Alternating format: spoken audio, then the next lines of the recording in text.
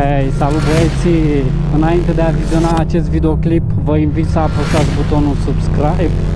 Vă mulțumesc pentru aprecieri și pentru cei 100 de abonați. Astăzi am făcut 100 de abonați. Sunt puțini, poate o să râdeți de noi, de Emil și de MT, dar pentru noi contează 100 de urmăritori și vă mulțumim foarte mult. Sperăm să ne mulțim cât mai mulți. Și astăzi mergem la o plimbare cu motocicletele și o întâlnire. Ne întâlnim cu niște motocicliști, foarte multe motociclete. Data trecută a fost foarte mult, să vedem, sper să fie și de data asta foarte mult. Și o să mai vorbim până ajungem acolo, la acel loc unde ne întâlnim cu motocicliști. O să mai vorbim despre cele trei modele MT-07, MT-09 și MT-10. Dețin MT-07, este minunat această jucărie. Am avut norocul să mă dau și cu MT-09, m-am dat și cu MT-10. Wow, super motociclete amândouă. Din cele trei pot să spun că m-am distrat. Ok, MT-07 îl am și mă distrez tot timpul cu el, că e al meu. Da, ce nebun este. MT-09 și MT-10 rămâne de... Pentru că MT-07 e al meu și clar îl clasez pe primul loc, pentru că e jucăria mea, nu? Cum zic băieții, ziceau azi niște băieți pe grup, motociclism parcă sau... Honda avea un Fireblade foarte veche din 2000, nu știu, ceva de genul. Băi, și fiecare își iubește motocicleta, mi se pare ceva normal, nu? Da, am Kawasaki, am Yamaha, am Honda, e cea mai tare. Recomand să probați mai multe motociclete, băieți, înainte să ziceți că e cea mai tare. Și normal că motocicleta mea e cea mai tare, nu? MT-07 e cel mai tare, pot să zic și eu. Și să revenim la MT-07, MT-09, MT-10, chiar ne-am dat. Uite băieții care ne-am întâlnit mai devreme cu ei, ei au zis că ajung înaintea noastră și da, au ajuns înaintea noastră. Ne-au luat pe scurtătură, am zis că le ieșim în față, da, tot ei ne-au ieșit în față. Ajungem la locul ăsta minunat. Foarte multe, ia să vedem că se lăudau că să fie foarte multe motociclete. Ia să vedem unde sunt motocicletele alea, foarte multe, ia să vedem ce e aici. Da bă băieți, și o să vorbim când plecăm de aici, o să tăiem puțin video. O să vorbim despre MT-09, MT-10. S-a rămas cele două, pentru că MT-07 clar îl clasez pe primul loc și preferatul meu dintre cele trei din clasa MT.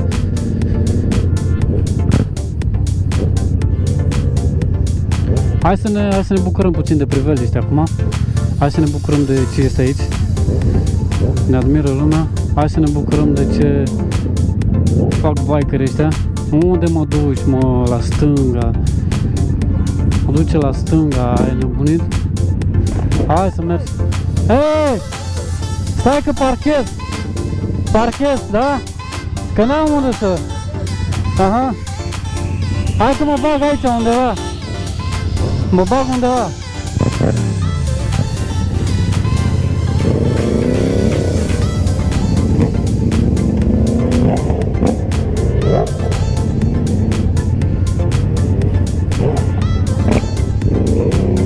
Ia uite ce e aici, băieții, de motocicletă, e plin de motociclete, oare mai simt, dar de ce ne trimit ăștia aici, frate? Dacă eu vreau să mă parchez în altă parte, ce e?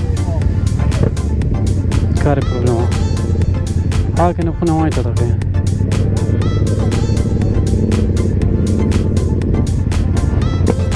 Hai să ne punem undeva.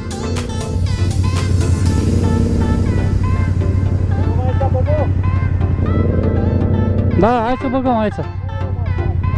Hai, luăm așa după aia, da.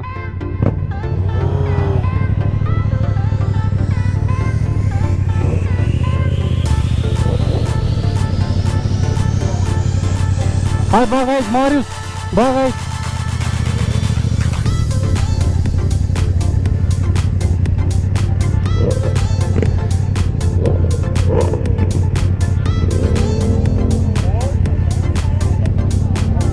Gata cu întâlnirea cu motociclete. Continuăm discuția despre ce vorbeam, despre Yamaha MT7, MT-07, MT-09 și MT-10. Vorbeam care este mai bun. Da, v-am spus, MT-09 mi s-a părut distractiv. Bicicletele? MT-07, MT-09, MT-10. Mergi cu ele, probează-le și vezi care îți place mai mult. Mie mi-a plăcut MT-09. Dacă stau să le compar, MT-09 mi se pare cea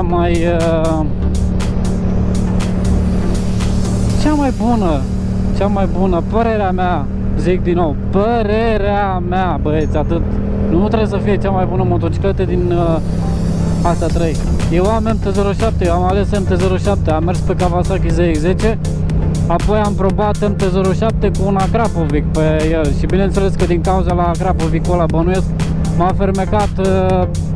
m-a fermecat tot la motocicleta asta micuță și am zis direct, vreau următoarea motocicletă să fie MT-07. Era un model mai vechi, era 2015, nu, 2016, nu știu ce era, dar era mai vechi oricum și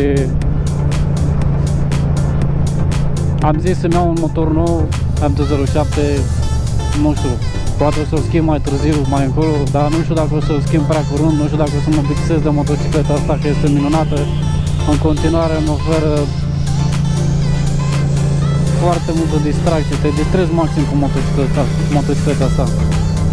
Micuță, agilă, am zis și în videoclipul trecut de ce am ales.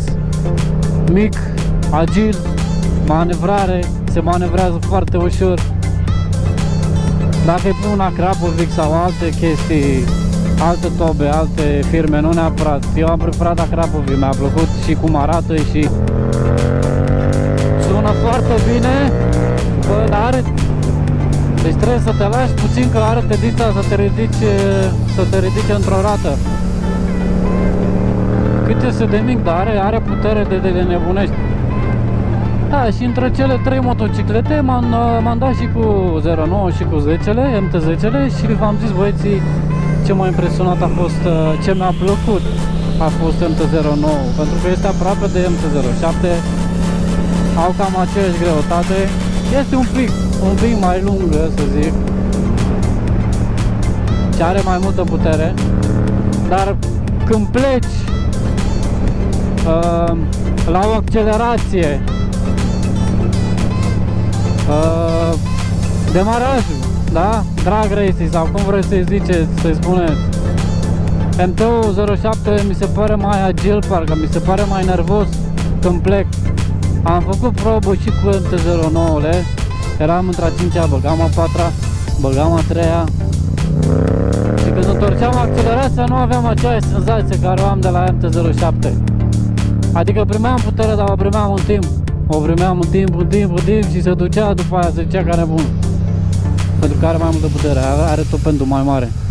Așa mă, să semnalizez în ultima secundă, să semnalizez.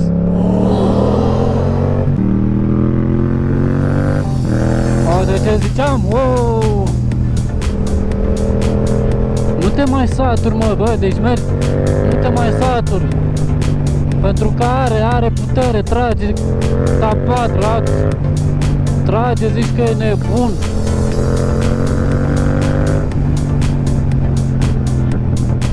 Da, trage de rupe, lucrează la ture joase. La un moment dat își pierde din putere pentru că nu are topendul atât de mare precum MT-09 și 10, da? Dar nu ne trebuie. Pe drumurile astea care merg,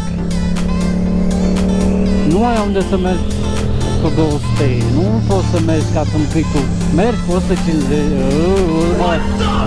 nu, vă faceți că n-ați auzit, mergi cu 70, mergi cu 80, da, mergi, salut, tu ce erai, mă, zic, nici nu știu, mă duc în față, mă duc, hai, mă duc, mă mai dau. Da, deci MT-09 l-aș alege dintre cele 3. Dacă nu aș avea MT-07 poate și le-aș lua din nou, le-aș testa din nou, poate aș alege, da, poate aș alege, nu știu, deși, băi, sincer, nu știu dacă aș lua MT-09, dar pentru alte chestii MT-09 mi s-a părut mai sus pentru că are are wet clutch-ul, dar are niște opțiuni în plus. Are moduri de mers, are quick shifter, deci are câteva în plus și de asta se clasează mai sus decât MT-07. Bineînțeles, ăsta nu are moduri de mers, ăsta merge eco și dai gas și cam astea sunt. Dar ce-i drept, nu știu, îmi place motorelul ăsta, e cât de agil, cât de ușor se simte, o simt foarte ușor, foarte... Da, poate o să mai vorbim băieți și de alte motociclete, poate o să avem ocazia să mai mergem și cu alte motociclete, poate în viitor nu o să ne mai ajungă puterea lui MT-07 și o să vrem ceva mai mare, nu se știe niciodată, dar momentan MT-07 e superb, este o motocicletă superbă și o recomand încă o dată. Da, și dacă te gândești să... Ce groapă! Dacă te gândești să-ți iei un MT-07, mă gândesc că nu o să rămâi cu acea tobă stock, pentru că nu se aude așa de bine. Fă niște modificări, îl modifici cum vrei, schimbi oglinzile dacă nu-ți plac. Mie nu mi-a plăcut, alea stock erau foarte mari. Ați văzut și în videoclipurile anterioare la MT-09, MT-10, veneau ceva de genul așa. Da, astea sunt frumoase, sunt drăguțe, se vede destul de bine, da? Nu perfect, dar se vede.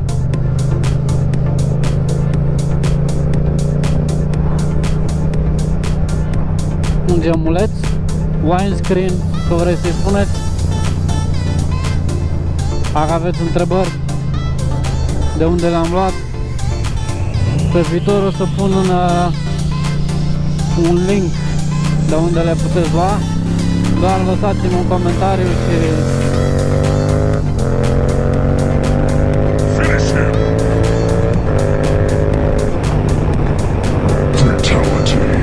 Lăsați-mi un comentariu că vreți acele oglinzi sau de unde ai luat acel windscreen. Este de la Puig. Vântul tot îl simți, dar îi schimbă puțin aspectul. Arată mai frumos parcă, îl completează puțin ca și motocicletă. Iar bineînțeles, să nu uităm de frame slidere în caz de, Doamne ferește, de virgulă, Doamne ferește, vă tăvăliți cu motorul, poate te ajută, poate nu ți-l face praf, rămâne măcar ceva din el, dar la cât de naked este, nu știu dacă mai rămâne ceva din el dacă îl tăvălești. Aici este reprezentanță Triumph, au motociclete foarte frumoase ăștia. Dar nu pentru mine, nu-mi place Triumph. Da, și dacă te gândești să... Ce groapă, dacă te...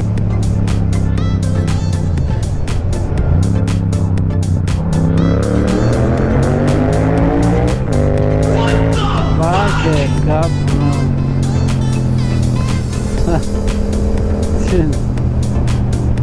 S-a speriat ăla cu duva. Da, băieți, luați un MT-07, puneți o tobă, băi, puneți Akrapovic, frate, Akrapovic mi se pare cea mai mișto și sună atât de bine și arată atât de frumos. Zici că e o găleată, dar este găleata Akrapovic, baby, găleata Akrapovic, nu uitați. Să fie full, bineînțeles, full titanium. Mai este și aia altă, modelul, varianta din carbon, și aia e frumoasă, sună, mamă ce mișto sună și aia, am auzit MT-uri 07 cu Akrapovic din carbon, super se aude, super se aude. Bineînțeles că sunt și alte, Exil se aude bine, multe, SC Project, foarte multe acum au apărut ca salut bikeri.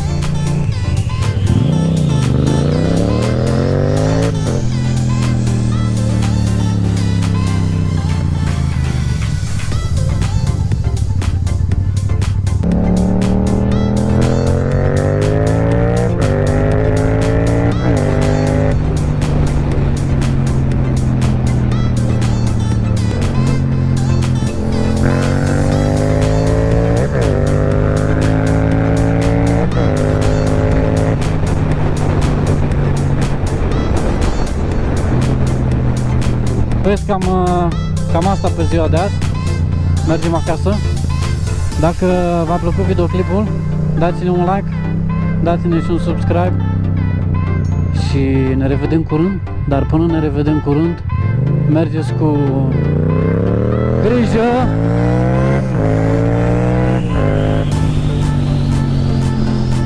Mergeți cu grijă, nu ca tâmpiții, nu vă rupeți gâtul, nu vă rupeți mâini, picioare, aveți grijă de voi. Și când mai vorbiți de o motocicletă, probați-o întâi, mergeți pe acea motocicletă, după aia, băieți dragi, dați-vă cu părerea cât puteți, dar mergeți și probați acea motocicletă, vă rog, probați-o, ca să știi despre ce e vorba, să știi ce face motocicleta aia, să știi ce nu poate. Și apoi, băieți, da, vă salut și aveți grijă de voi. Ne revedem curând.